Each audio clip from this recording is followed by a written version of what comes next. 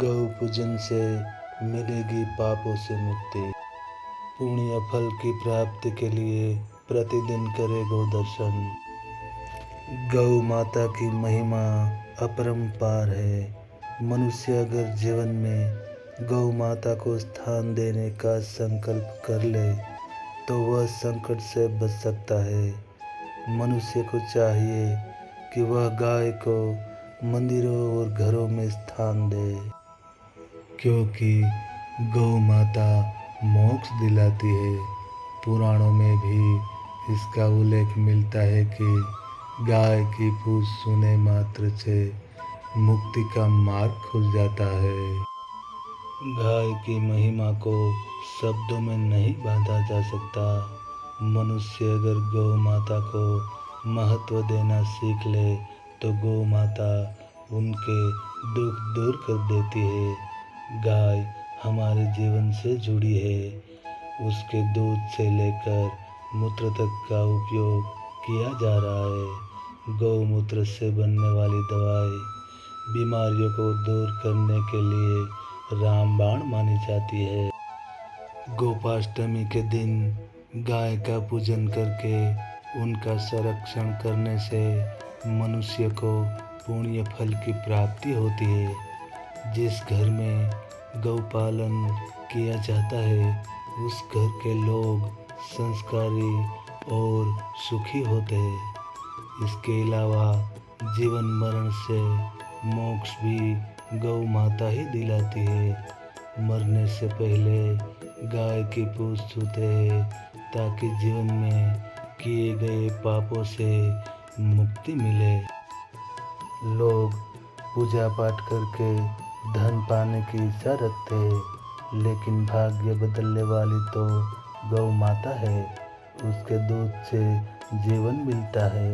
रोज पंचगव्य का सेवन करने वाले पर तो जहर का भी असर नहीं होता और वह सभी व्याधियों से मुक्त रहता है। गाय के दूध में वे सारे तत्व मौजूद हैं जो जीवन के लिए जरूरी है। वैज्ञानिक भी मानते हैं कि गाय के दूध में सारे पौष्टिक तत्व मौजूद होते हैं। मीरा जहर पीकर जीवित बच गई क्योंकि वे पंचगव्य का सेवन करती थी, लेकिन कृष्ण को पाने के लिए आज लोगों में मीरा जैसी भावना ही नहीं बसी।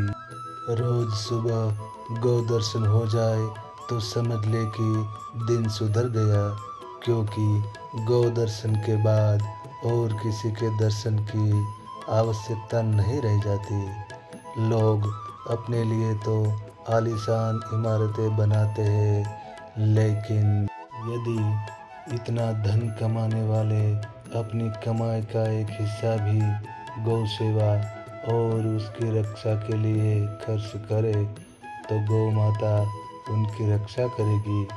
इसलिए गौ दर्शन को सबसे सर्वोत्तम माना जाता है। गाय, साधु, संत और ब्राह्मण कभी साथ नहीं छोड़ते, लेकिन आज के लोगों ने इन सारों का ही साथ छोड़ दिया है। जब पांडव वन जा रहे थे तो उन्होंने भी गाय, साधु, संत और ब्राह्मण का साथ मांगा था। समय के बदलते दौर में राम, कृष्ण और परशुराम आते रहे और उन्होंने भी गायों और संतों के उद्धार का काम किया। इसकी बड़ी महिमा सूरदास और तुलसीदास ने गौ कथा का वर्णन भी किया है। लोग दृश्य देवी की पूजा नहीं करते और अदृश्य देवता की तलाश में भटकते रहते। उनको नहीं मालूम कि भविष्य में बड़ी समस्याओं का हल भी गाय से मिलने वाले उत्पादों से मिल सकता है।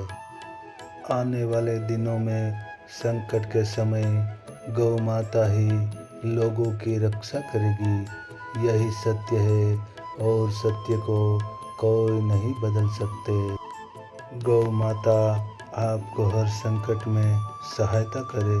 जय गौ माता, जय सिया राम।